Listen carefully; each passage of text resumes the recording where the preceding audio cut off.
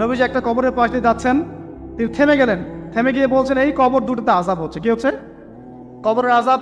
তিনি জানলেন কেমন করে? আল্লাহ পাক তাকে জানিয়েছেন, আল্লাহ পাক তাকে খবর দিয়েছেন এই কবর দুটো কি হচ্ছে?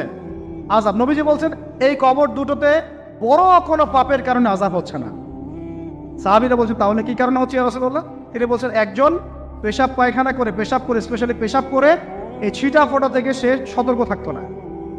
পেশাব করে ওই যে বলেন আমাদের ছেলেরা, প্যান্ট খারাপ ভাই, নামাজে যেতে পারবো না, নামাজে ডাকলে বলে ভাই প্যান্ট নষ্ট।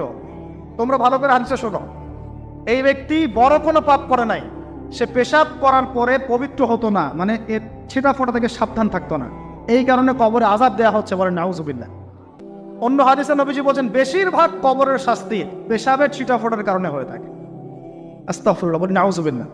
এই টয়লেটগুলোর মধ্যে পেশাবের ছিটা ফোঁটা লাগে না, নাপাকি লাগে না, এগুলো শয়তানি না বলেন?